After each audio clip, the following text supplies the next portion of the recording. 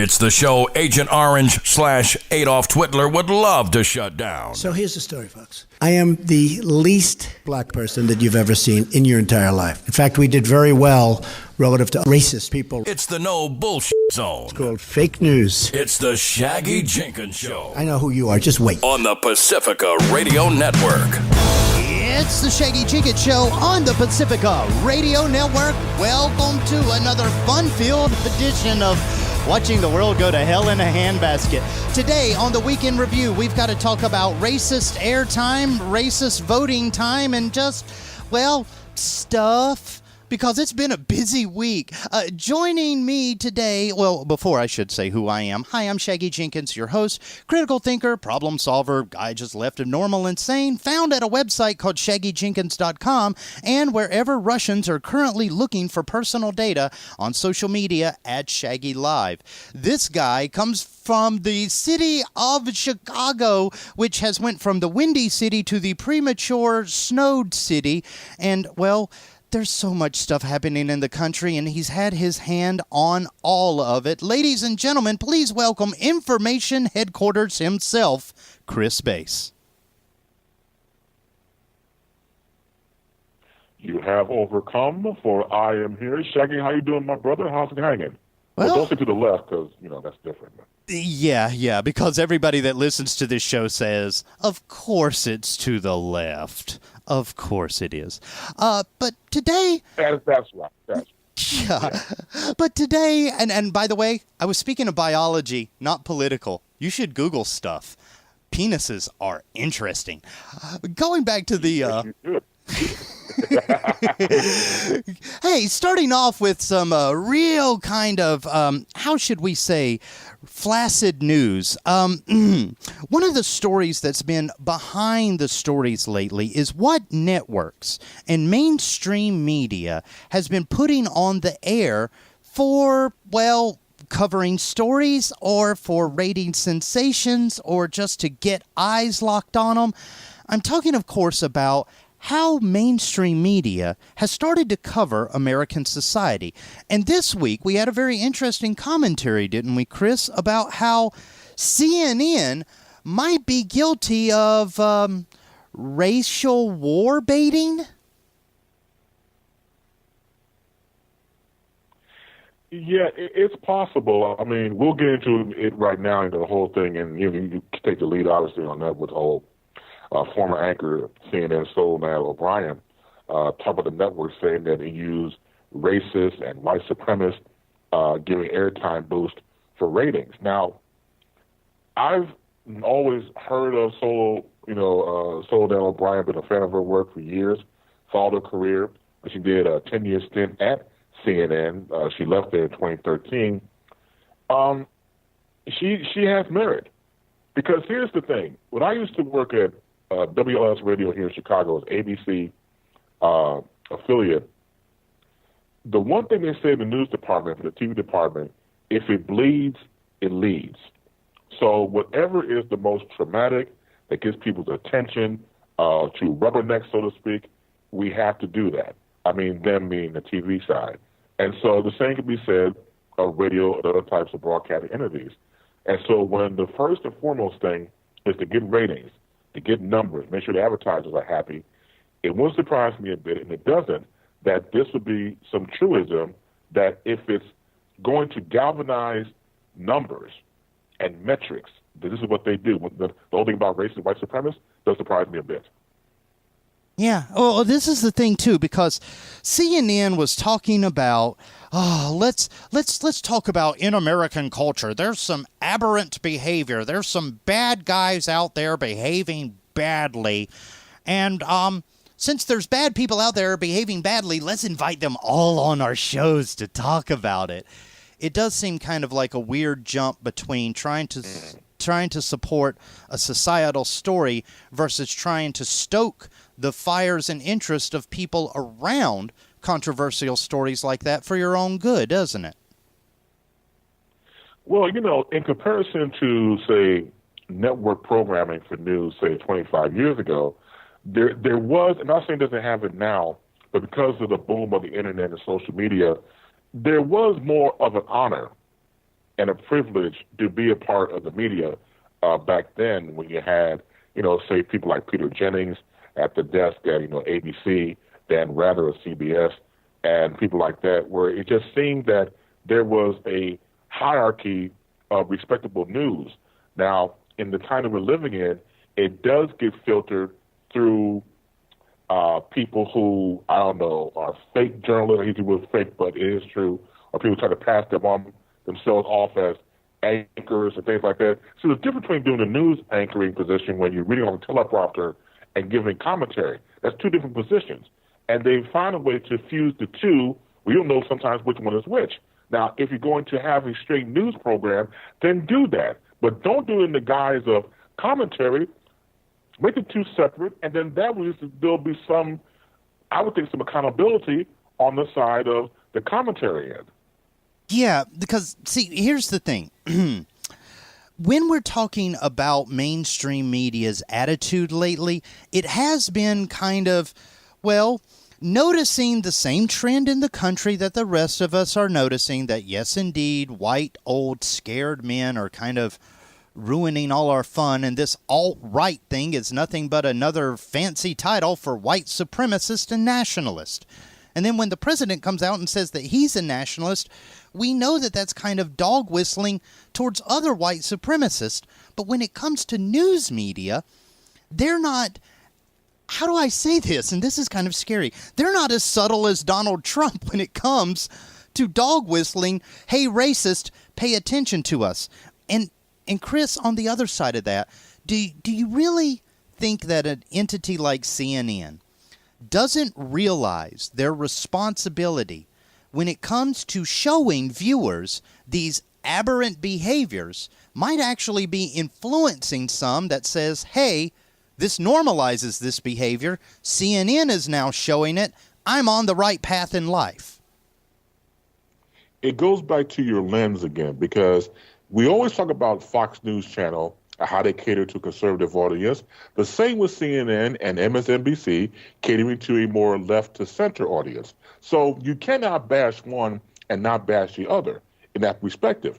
Everybody has their choice. Now, me personally, I care for a CNN or MSNBC over a Fox News Channel. That's me. Now, if it comes down to criticizing what they do from time to time, I do that all across the board.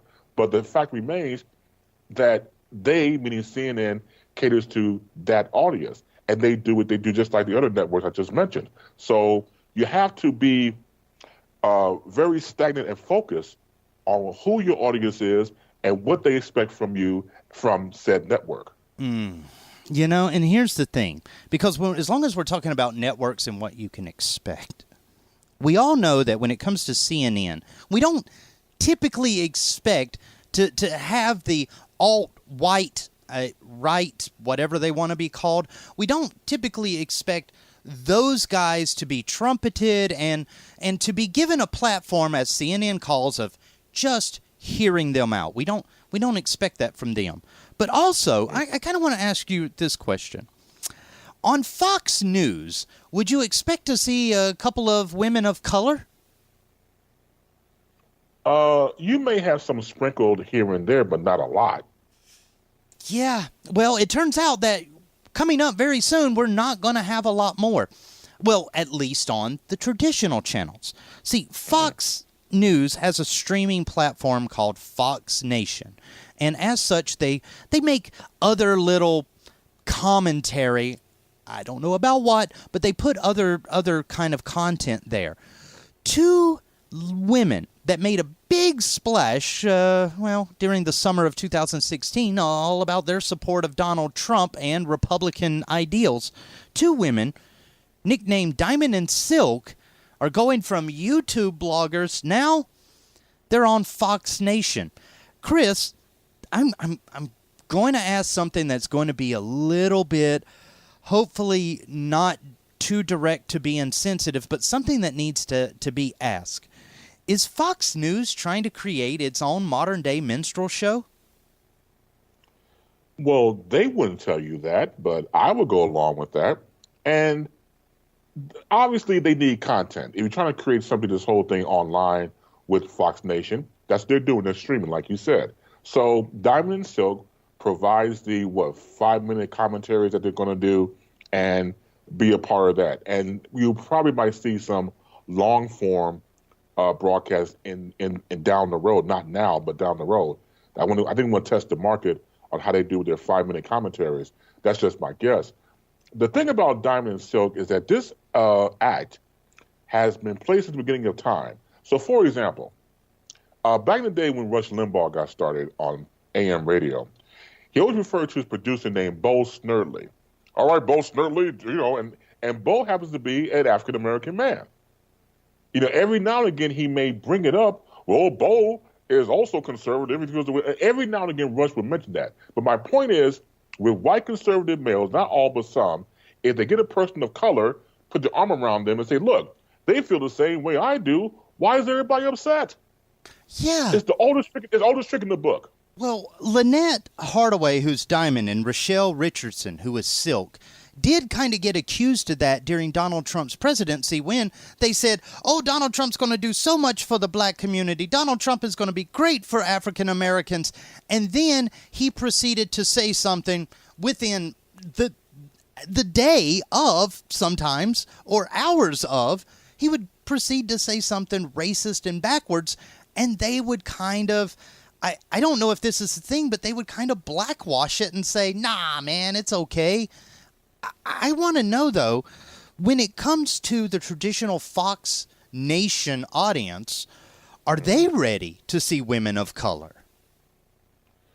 Well, they have no other choice. They're going to pay $5.99 for it, per month for their content, for the content. So obviously they're curious. Obviously they're going to, do a subscription and pay for it.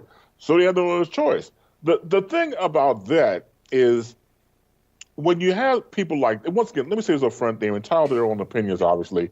But what bothers me is, I hate to say it, no, I'm going to say it, the ghetto-ness that they have.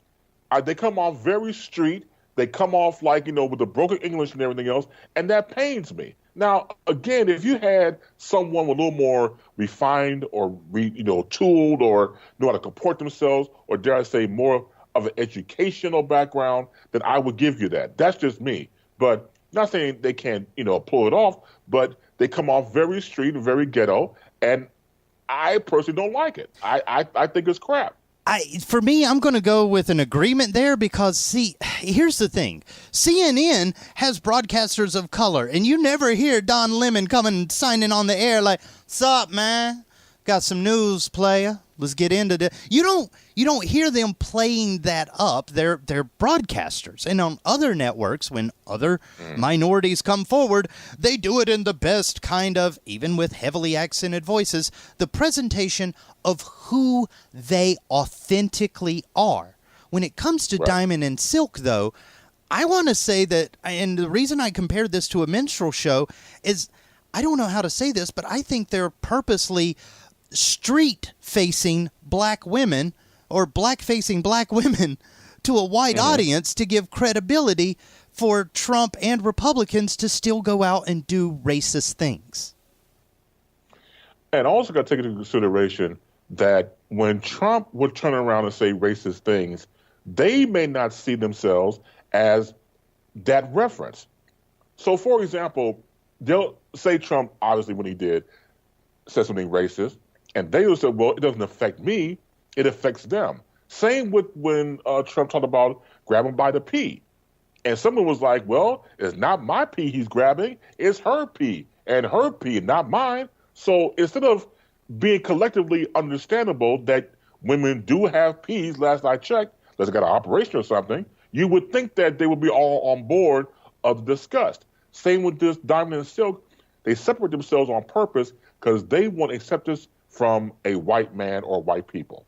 But, okay, I mean, just speaking as one of those white people that knows that, okay, we don't have rhythm, we don't have really good food, we don't know how to season anything, and let's just go ahead and say, our taste in music, atrocious. Why would you want to be a part of that? Because systematically, we've been told as black people in this country through slavery that white people were better than us. These slave masters went to Sunday in their plantations and will have church time to let us know that we as black folk need to be on this earth to serve white folk and to praise them and to put them on a pedestal, because when we die, we will go to white heaven and be embraced by white Jesus and white God. So that mentality has changed over the years. It's the same process, just done differently. So if you're Diamond and Silk, as far as I'm concerned, and you want appraisal and approval from a white father in Trump, then it's the same thing, just different styles of doing it.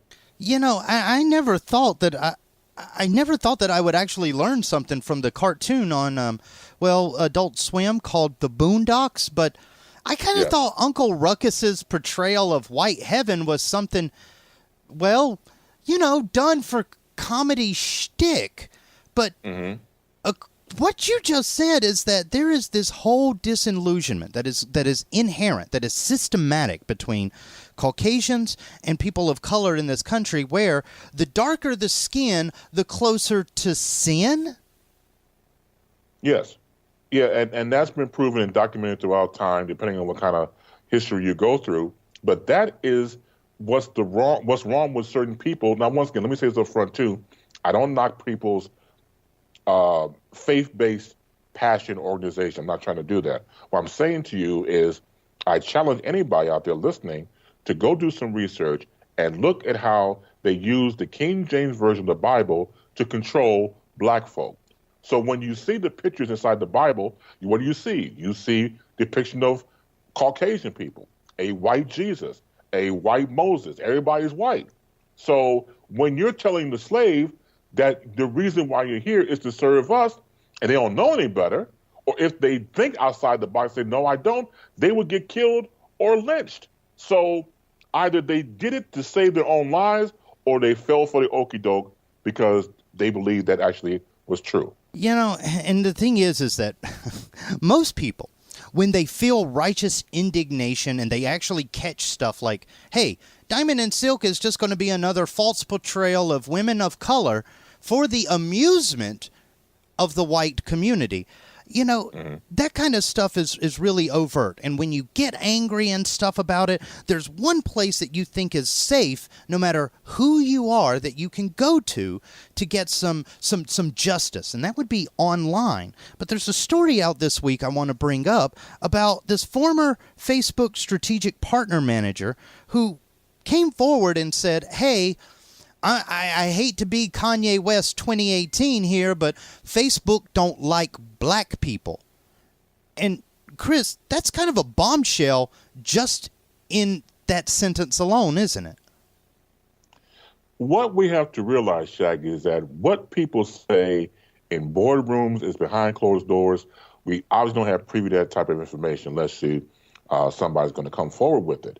So if we have racism in our world, in social media, out on the street, then it just makes sense, as far as I'm concerned, to have racism behind closed doors and say at Facebook. You know, and we cannot ignore this. See, people want to ignore it and say, oh, it doesn't happen. No, it's happening. We just don't hear it. Like, for example, people said for years, well, every time a black person talks about racism, they talk about slavery. Well, duh, that's how it got started. You know, so you can't dictate a black person knowing their history about, so, for example, slavery, because that's how it started.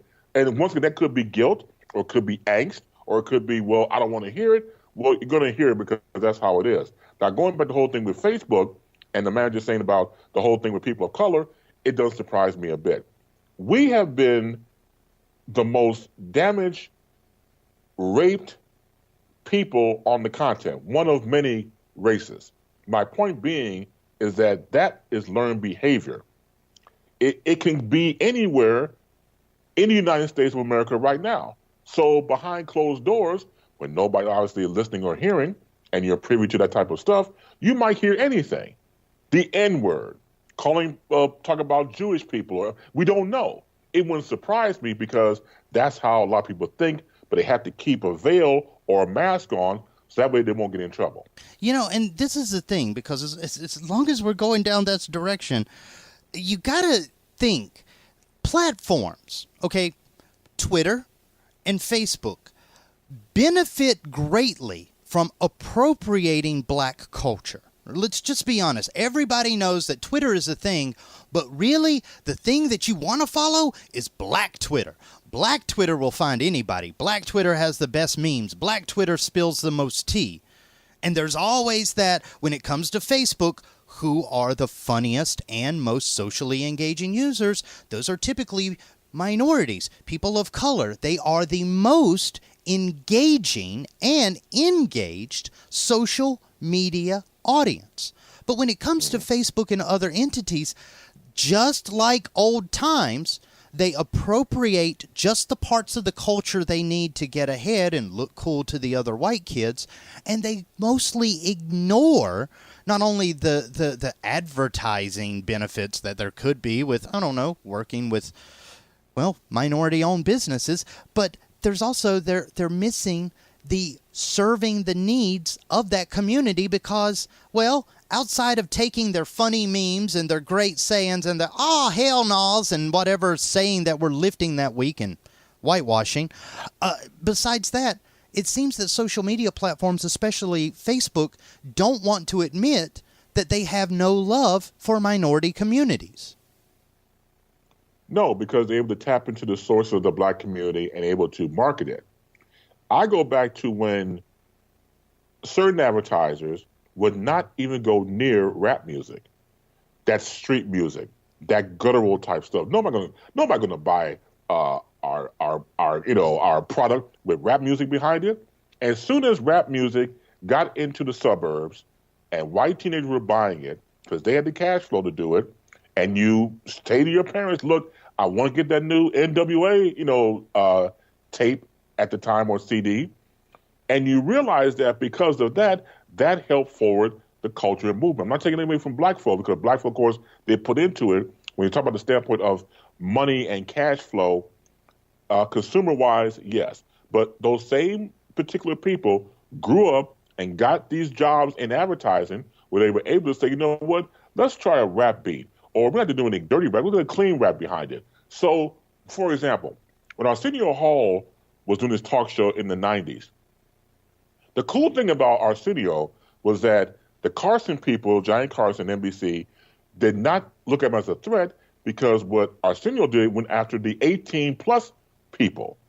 That audience never even described before in late-night television. So you had your Pepsis, your Sprites, the Gap being on there, all these youthful type products that went and actually worked. And, of course, at the time, Arsenio Hall's program, the only time you got a chance to see really black performers in the 90s was on his program.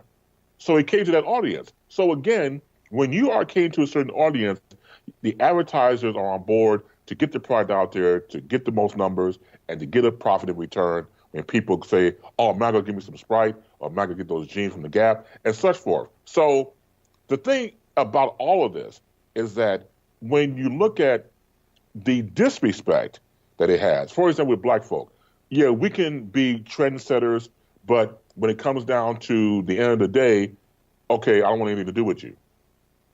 And that unfortunately happens. You know, and this is the part that I just kind of got to leave everybody with to think about, because when it comes to this report, and there is a lot of stuff that came out in how Facebook discriminates against people of color, not just here in America, but all around the world. The thing that we got to come back to is just a very simple humanitarian kind of question. At what point is it okay for everybody to be included in everything? Even online, it seems like we're already trying to set up digital segregation. And Chris, I don't want to think that we're the only ones aware of this, but has anybody else brought up digital segregation ever? No, but look at it like this. Again, if we're segregating in real life, then it should be segregation in digital media, in digital platforms, whatever, because the same person who's out there being a separatist is doing the same thing online. Why should anything be different? True.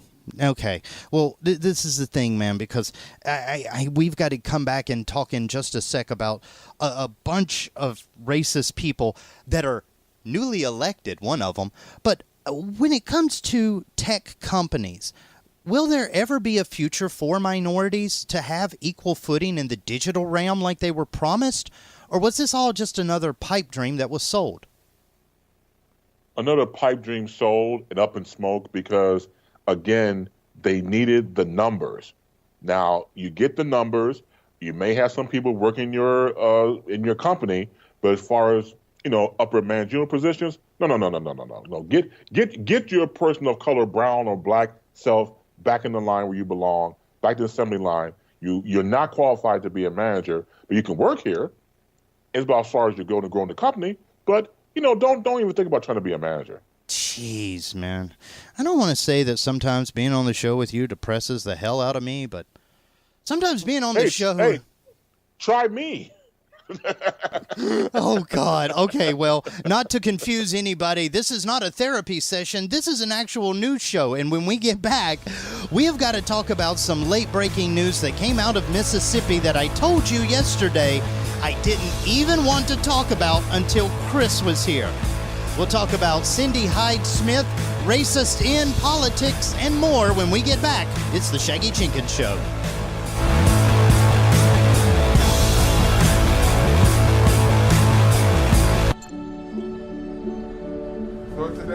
I don't remember how it started.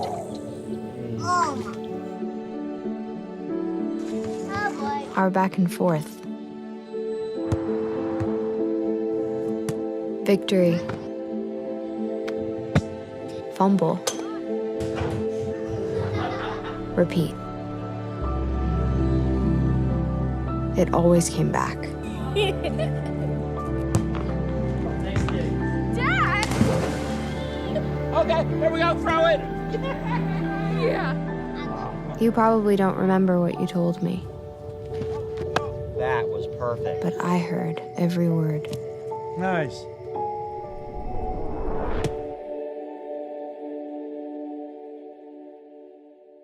Move the hype. Find the facts. It's the Shaggy Jenkins Show on the Pacifica Radio Network. It's the Shaggy Jenkins Show on the Pacifica Radio Network. Hey, if you've missed any part of this broadcast, don't be sad.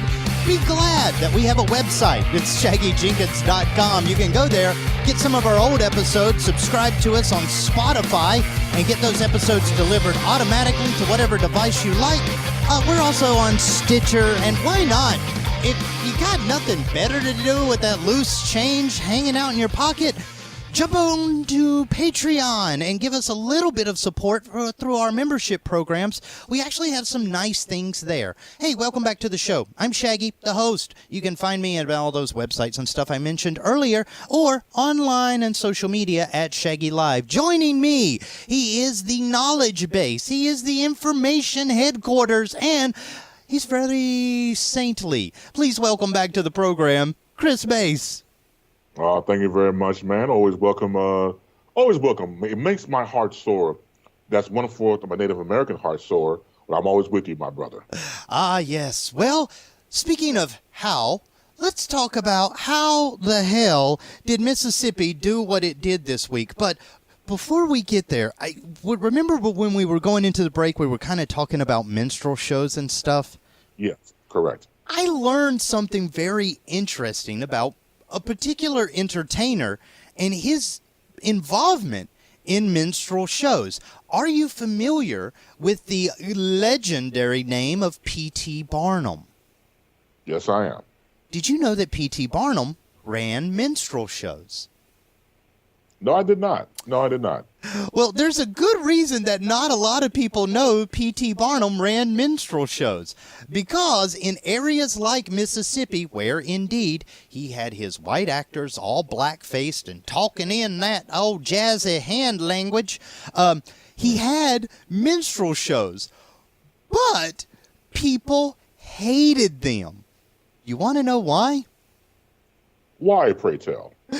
P.T. Barnum thought it was absolutely the height of hilarity to put on minstrel shows for white people and, during the course of the minstrel shows, have the black characters do nothing but insult white culture, white stereotypes, and white thinking. The entire minstrel show was a bait and switch that P.T. Barnum played with susceptible white audiences. That's kind of dangerous because, white folks not going to sit there and take that to be insulted by someone in blackface who represents, at the time, the Negro race or the N-Woid race. That wouldn't bowl over too well. Yeah, it didn't, and that's why Mississippi kind of kicked him out of the state. Then they engaged in a record number of lynchings, and just this week hired a woman that said that she would sit front row at either a minstrel show or a hanging. Let's talk about Cindy Hyde-Smith, shall we? Unfortunately, let's do it. Okay. Now, I'm going to go ahead and say, in a very brief moment of honesty on this show, when it comes to electing a Democrat in Mississippi, that is just as easy to accomplish as me going out on a sunny day and not contracting skin cancer or at least a sunburn. It's something that is highly difficult, probable, but very highly statistically difficult to pull off. So the fact that Espy was going up against Hyde-Smith and was doing as good as he was is kind of a miracle in itself, isn't it, Chris? It is. Unfortunately, Mississippi has probably a lot of people that I've been told over the years, the most racist state. Family history on my side, my mom's mom, my grandmother, came from Mississippi, and they purposely moved to Memphis, Tennessee, because it was just that racist. Now, back in the day, obviously, you had racism all over the place, but the degrees was just so high, they had to literally flee from Mississippi to go to Tennessee, and it was a better life for them, obviously. But, and I remember Morgan Freeman, the actor who did a movie there in Mississippi, talked about, this was like way back, I'd say about over 15 years ago. He mentioned that even there, like it was Morgan Freeman and also Samuel L. Jackson. They both mentioned that even in current time, then you still have black folk there in town put their heads down when white people pass them by. Man, and that's something that, it's very kind of chilling. I grew up post-segregation in the South, but the generation ahead of me, my father and my mother, were entrenched in Jim Crow and segregation as part of their early childhood and most of their early adulthoods, in fact. So when it came to my upbringing, my dad would always tell me, when you're walking down the street and a black man puts his head down, tell him hi so that he'll bring his head back up. Because otherwise, they're going to look at the ground, and that's not something that we want. And I didn't understand for years and years and years after what he meant when he said that is not something we want. He meant that we're people. We should all be walking around here in the streets with our eyes forward because nobody's better than anybody. My dad was revolutionary right before his, old age kicked in, and now he's completely different guy. But back in the younger days of my very progressive father, he would tell me all the time that, son, we created a shame in the black community. We created a shame in the South where they don't feel like they can meet our gaze. And when it comes to people like Cindy Hyde-Smith, that's exactly the world they want to live in. When you use terms like hanging and minstrel shows in 2018, that's very dangerous language.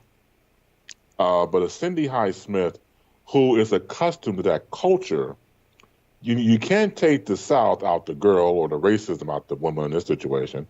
And she pretty much showed you who she was. Same with Trump when he was running for the presidency.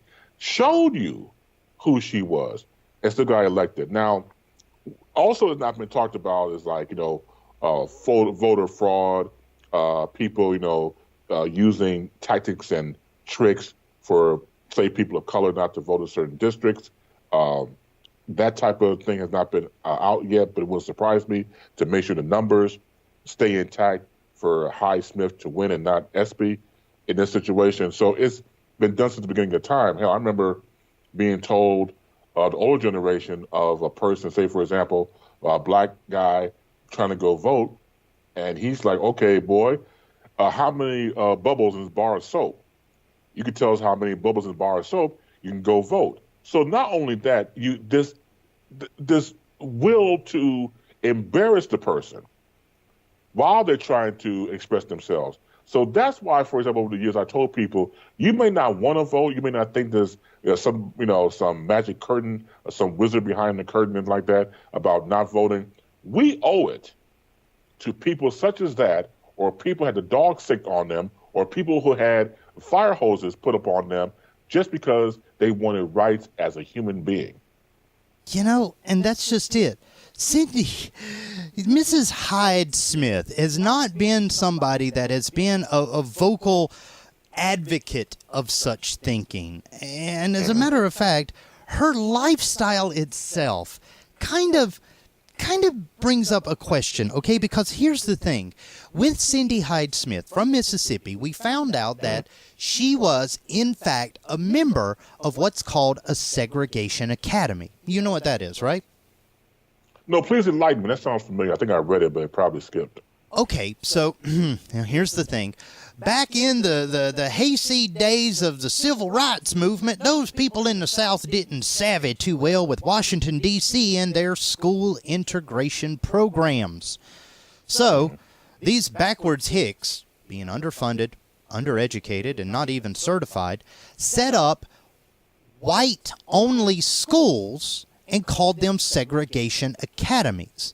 Now, in states like Mississippi, they actually received funding and certification from the state, therefore allowing people to get a diploma from a segregated, deliberately whites-only school, and then be able to use that to go to college and so forth. Funny thing, remember how I said they were underfunded and underqualified? It turns out that the education that you could get from one of these segregation academies was substandard, actually putting you below the educational equivalency, even back then, of somebody in elementary school.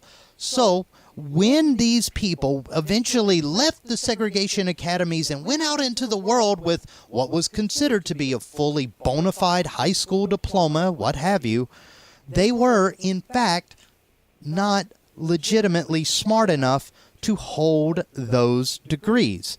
And Cindy Hyde-Smith holds such a degree from her high school. She is a member of a segregation academy. And this is the bigger picture that I want to ask, because now that we know she went to one, and we know what they're about and what they do not accomplish, which is viably educating people, how many others across the South serving in government do we really want to know went to segregated schools, Chris?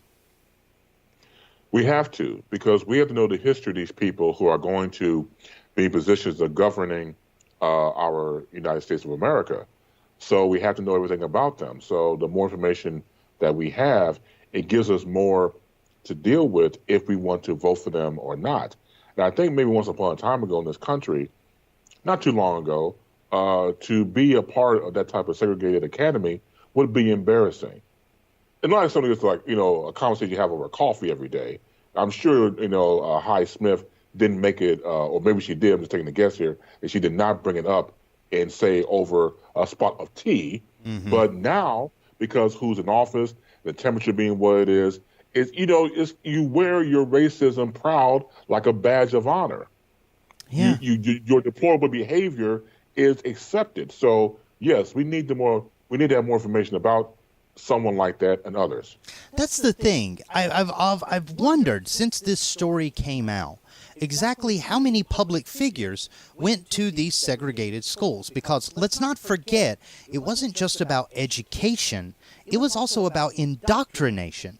And when it came to segregation academies, they were not only told reading, writing, arithmetic, okay, half of that, but they were also told white is right, white is superior, and the reason that you're here is because all those lowly other black folks have tainted the public school education. If you're a public servant and that is your indoctrination, are you really capable of taking an oath of office? That's difficult, because if you're a part of that mentality, then your mindset is going to be towards a certain segmented part of the country, white folk in particular. That's what you know. So you can't be fair and impartial, because anybody that's different from white folk are not going to be a part of it. And the last I checked, it's the United States of America for all citizens, not just white citizens. So you cannot have a platform where you're going to come into office and just make it okay about a certain segmented style of people, or certain, the way you offer any type of legislation from said office. And it's not fair, because what about the other people who have to rely on you for other deems coming out of your office? It's not fair. So this has to be put to the light, because people like that, I use the word again, are very dangerous. Now, maybe certain people don't see her as dangerous. I think that she is. Anytime, again, when once again, like most people seeing her on the news, she didn't care. It just didn't care about what she was saying. And some people are just racist to the point where like, don't say that. Oh, I didn't say nothing but the N-word. That's what he or she is. Like, you shut the be quiet. But they don't get it. And then when other people are like-minded, hear and see that, they find someone as a beacon for what they also believe in and what they do in the situation. They went out and vote and show their support. Yeah, and when it comes to her, I mean, she does look like the type that she would enjoy sitting and watching others being, well, lynched. I mean, it's just kind of one of those creepy things when lately in politics, I don't know how to say this, but you can literally read the racism on their face. Yeah, it's, you don't want to do that, but it's just disturbing. And I really felt bad for Mississippi, because you would think that, again, there would be some progression there. And once again, the whole story about, voter fraud, but it just didn't look good. And not only that, I mean, going back to, the whole voter situation, they want like 3 pieces of ID and things of that nature. Not everybody has that. And once again, these have elaborate information details just to go vote. And that still exists right now. They're talking about that in Georgia as well. So it's not like something we see in history. History is showing its ugly face all over again here in 2018. Yeah, and when it comes to this ugly face, it's kind of a blonde-haired small woman from Mississippi in our latest batch. Hey, Chris, final thought on this. Exactly how much longer can America go with one side openly electing racists while the other side goes, what the hell is wrong with you? How long before things just really get interesting in America? That's a good question, Shaggy. My response to that is going to keep on going.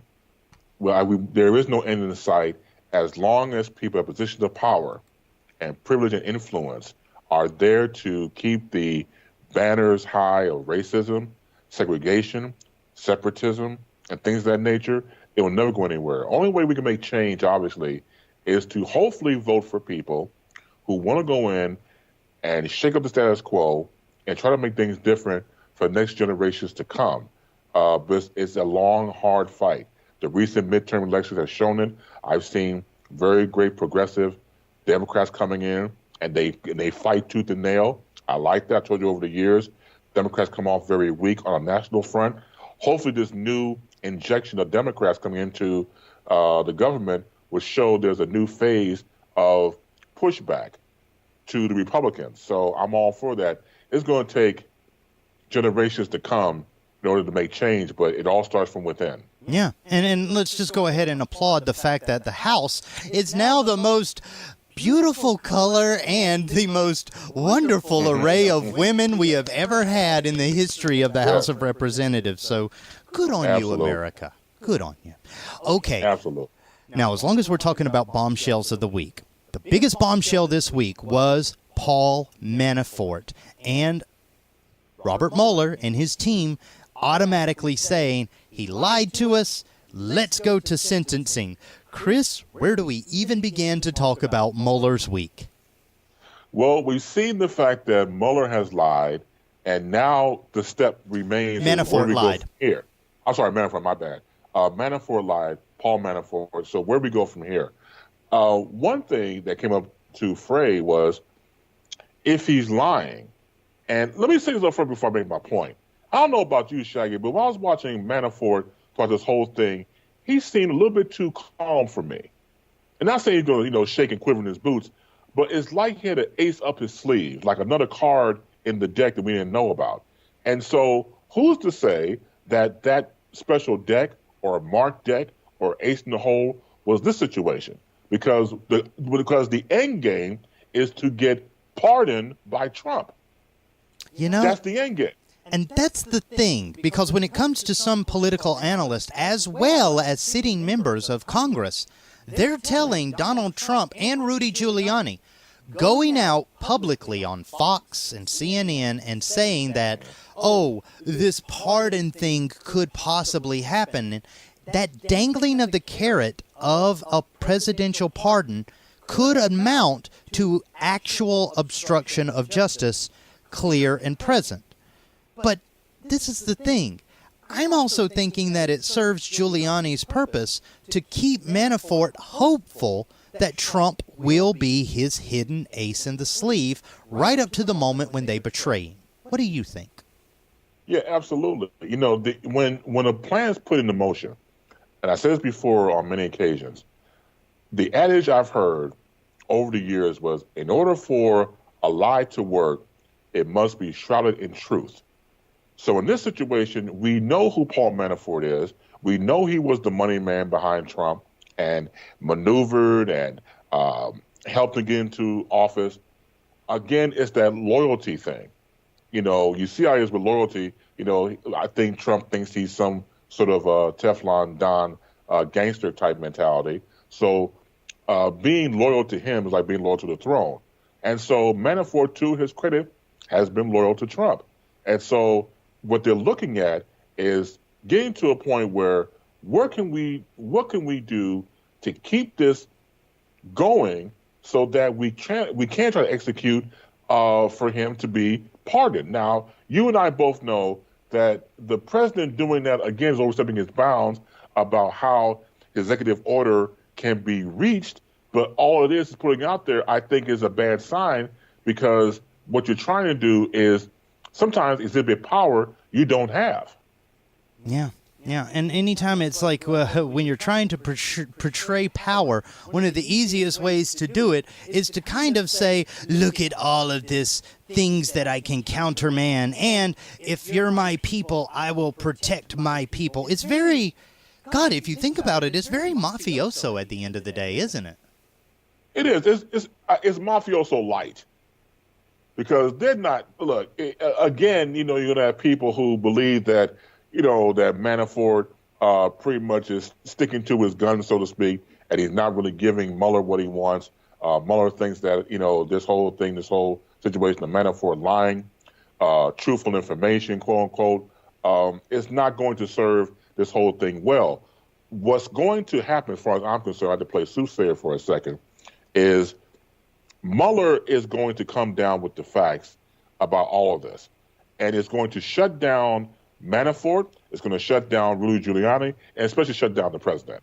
Well, this is the thing that's interesting, because the news cycle kind of missed this 2 weeks ago. When it came to Mueller and his deadline for findings in the Manafort cooperation hearing, They asked for an extension until this Monday. And the reason that they had asked for an extension was, and I didn't know this at the time, Donald Trump's written answers got submitted in the interim. So about halfway through Mueller's waiting period, Trump submitted his written answers, and then on the first day of the next week, immediately after that happened, we have Mueller coming after Manafort saying you lied. Question, did Donald Trump just convict his own man? Yes, because what he's doing is he's using Manafort as bait, and he's putting him out there dangling, saying that, look, if anything happens to him, I'm going to once again going to pardon him. And again, exercising power that he does not have. And so it's pretty much a slap in the face to the investigation that Mueller is doing. It's kind of like a one-upsmanship or a clapback. And this is no time for clapping back. This is serious here. People are going to jail. And I don't know sometimes that certain people involved don't realize the severity of all this and the seriousness of all this. Lives are going to be changed forever. And you have a cockiness saying that it's not going to happen to me. Okay, well, as Scooby-Doo once said, rot's the ruck. Because, ruh-roh, Raggy, let's talk a little bit about what's called the speaking indictments that Mueller is known for. Here's the thing. To prove Manafort lied, all he has to do is produce one statement and one fact to the court. That could validate everything. But every single time that Mueller has been in this situation, what he hasn't done instead is listed out fact after fact after fact after fact after fact, implication, implication, implication, implication. And it looks like through these little filings in these speaking indictments, Mueller has secretly been building up a big case that now it looks like in the speaking indictments, when he goes to file against Manafort, we could be seeing potential massive amounts of information, couldn't we? Oh, absolutely. You talk about years and years of getting information, intel, hours of work. That's going to take, obviously, a lot of time, and it has done so. So now the process is to get, I believe, as many indictments as possible. You fact check it, you overcheck it, you make sure, because once you file this, it's going to be the real deal. And Manafort is making people nervous. They're not going to come out and tell you that they're nervous. I'm sure Manafort and I'm sure Mueller is making people nervous. Manafort and Trump and Giuliani, they're putting on, I guess, a brave face, but they know where the bodies are buried at, quote unquote. And I believe Mueller knows where they are too, especially the shovel at hand. So when it's all over, said and done and said, it's going to be one, and they know it. Yeah, and that's the thing. It does seem that the way Mueller's behaving, and this is the question I want to ask you. Everybody was expecting him to release his report before the midterms. Now, it looks like it might come until after the new year. Do you think Mueller was predicting a Democratic-controlled House? I think he was. I think that if a Democratic-controlled House was in play, that what he can do now has more legs to it. It will have more, push beyond pushback, because as you see, people are getting positioned themselves to go after the president on various charges. Pick your poisons, quote unquote, at this stage in the game. So you got to figure once it's established with Mueller and having that, Democratic control situation. Oh yeah, it's going to be serious. Yeah. Well, Chris, it's time to end the show. Where can people find you? Thank you very much. My name is Facebook.com/ChrisBase, CHRIS, B as in broadcasting, ASD. There are about 18, 19, and probably 100 at this point. I am the original. Yeah. Hey, till next time, everybody. Love you, mean it. Jade and bye. We are out.